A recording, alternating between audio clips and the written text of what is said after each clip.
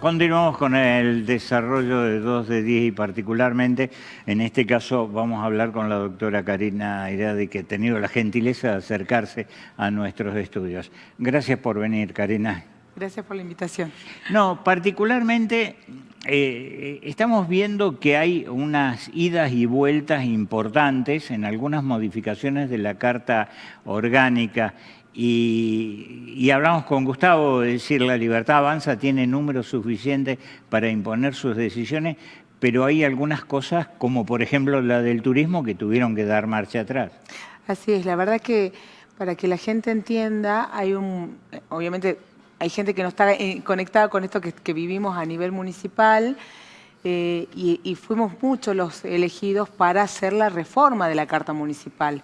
La forma de llevarla adelante fue a través de comisiones. Dentro de esas comisiones se presentaron las distintas alternativas, ¿no?, para esa reforma tan ansiada a nivel de turismo. En esto que estaban puntualizando ustedes, salieron 2 dictámenes: el dictamen por la mayoría, que era de la Libertad Avanza, el dictamen por la minoría, que éramos el resto.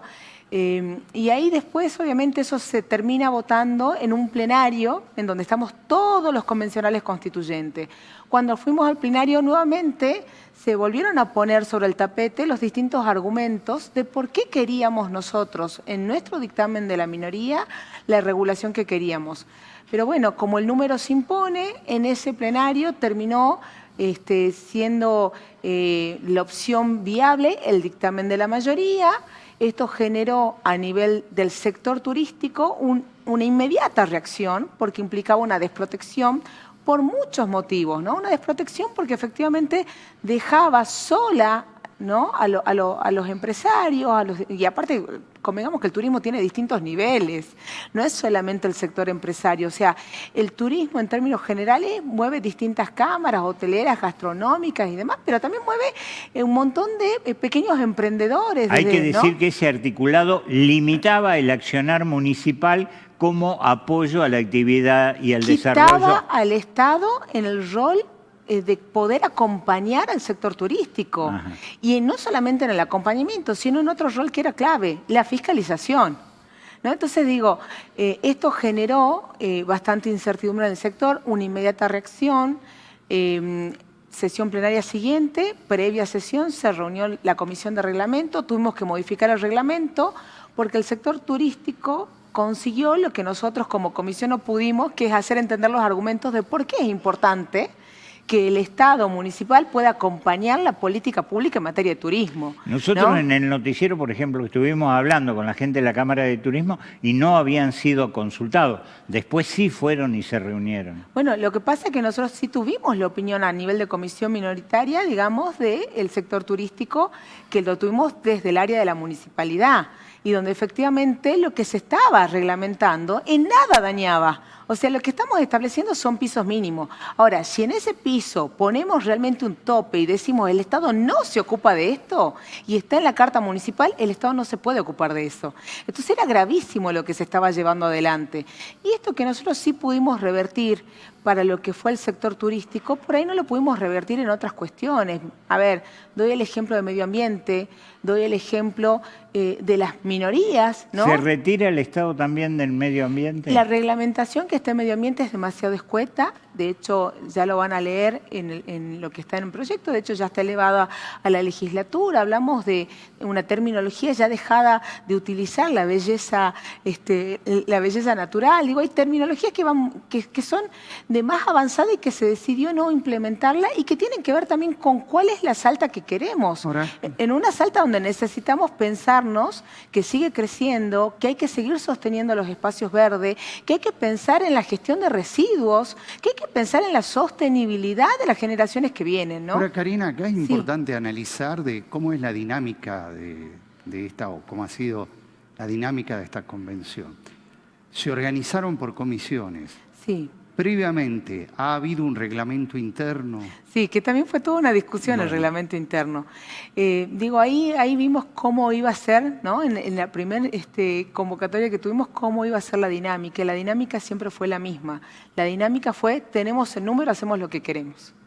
Porque Pero hasta en el se reglamento... organizaron en comisiones. Sí, claro. Y las comisiones son mixtas, están integradas. Se supone que las comisiones tienen que trabajar como comisión. Bueno, es que ese es el tema. Nosotros a nivel de comisiones hemos trabajado también no desde un punto de vista como lo hizo La Libertad Avanza, en donde decían vamos a cumplir las promesas de campaña. Hemos tratado de trabajar desde lo que se quiere para un gobierno local por los próximos 20 o 30 años, sacando la coyuntura de quién está hoy en el gobierno o de quiénes van a venir, sino qué es lo que necesita Salta para avanzar y también sabiendo que teníamos para reformar los artículos previstos en la ordenanza 16337, no en otra normativa. Que eso también fue una cuestión de mucha discusión y que se planteó a nivel de comisión y que después se vio muy patente en el plenario. Si ustedes pueden acceder a las versiones, digamos, que están, a todas las filmaciones y demás, van a ver que hubo una discusión muy amplia y también técnica, ¿no? Es decir, ¿por qué no se puede? Yo le voy a dar un ejemplo puntual vinculado a alguna cuestión que se trató en comisión y que se llevó al plenario, porque tenían los votos para llevar al plenario esa forma de dictamen, y que era defensa del consumidor. En defensa del consumidor imponían a la municipalidad un poder de fiscalización y sancionatorio que no lo tiene y no lo puede tener porque hay una ley nacional, una ley provincial, y para que el municipio pueda ejercer esa competencia tiene que haber delegación de competencia. Había un error técnico y solamente lo pudimos revertir en el plenario después de tratarlo en comisión y de habiendo señalado esto en comisión también. Digo, hay cuestiones que tienen que ver no con lo técnico o con lo que uno aspira que se dé como el bienestar, ¿no?, a nivel del gobierno local en términos generales o lo que uno quiere de las instituciones. Hay cuestiones que están vinculadas a un eje discursivo, a un eje que no se corrió, ¿no?, de determinados compartimentos muy rígidos y que además venía de la mano de que ellos tenían el número para hacer lo que querían hacer. Desde mi punto de vista, este proyecto de reforma sí va a tener varias observaciones por parte de la legislatura, porque desoyendo el mandato que nos dieron como convencionales constituyentes, se extralimitaron en algunas cuestiones que no estaban previstas la posibilidad de modificar. Por ejemplo. Los requisitos para ser convencional constituyente, ¿no? Teníamos 2 incisos, el A y el D, para modificar, si mal no recuerdo los incisos, pero eran solamente 2, se incorporó un tercero. Entre la incorporación fue una incorporación vinculada a título secundario. Esto fue promesa de campaña, esto nosotros vamos a cumplir con el electoral y vamos a hacer. No, hay una equivocación, un error de concepto grave. Nosotros somos convencionales constituyentes. Promesa de campaña y digo, esta rendición de cuentas se lo pueden hacer a un diputado, a un senador, a un intendente, a un gobernador. A un convencional constituyente tiene que ver cuál es la tarea encomendada por la ordenanza, cuáles son nuestros límites y qué es lo mejor para regular. Y eso nos pasó en varias cuestiones. Ahora me quiero detener un poco en el caso concreto que mencionabas de defensa del consumidor. ¿Qué diferencia hay? Porque hay defensa del consumidor a nivel nacional, a nivel provincial, a nivel municipal. ¿Es necesario, estaba ya contemplado originalmente en la Carta Orgánica de que ese sector estuviera allí presente en el ámbito municipal? Lo que pasa acá en defensa del consumidor a nivel local, y no solamente pasa en Salta Capital, pasa en todos los municipios, pasa que hay una ley madre, una ley nacional, que es la 24.240, una ley provincial que es la 7.402, que establece quiénes son las autoridades de aplicación a nivel nacional o federal y a nivel provincial. Y solamente se puede generar un traslado de competencias si existe convenio entre provincia y municipios. Es decir, yo no le puedo imponer al municipio la obligatoriedad de sancionar cuando no está permitido eso y cuando no hay una delegación de competencia. Digo, es un diseño, digamos, institucional dado por las leyes madre. Entonces, a nivel local, en una carta municipal, que nosotros primero nos salgamos fuera de lo que está previsto y generemos una responsabilidad que no es que no quiera, no va a poder, legalmente no va a poder el municipio. Pero entonces, ¿cuál es la función de defensa del consumidor? Uno en defensa del consumidor a nivel local puede establecer procedimientos conciliatorios, por supuesto, pero de fiscalización y sancionatorio, la autoridad de aplicación es la autoridad provincial, por ejemplo. El tema es que así nadie recurriría a la municipalidad.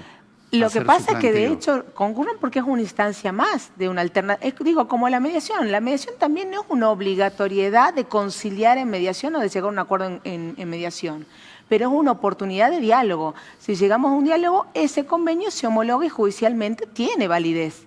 Entonces, lo que habilita hoy el procedimiento, que no solamente se da a nivel de Salta Capital, sino de otros municipios, es que cuando yo establezco un espacio conciliatorio, si llega a un acuerdo, eso se puede homologar y tiene ejecutorial. Lo que no sucede es que el municipio tenga la facultad sancionatoria, que son cuestiones distintas.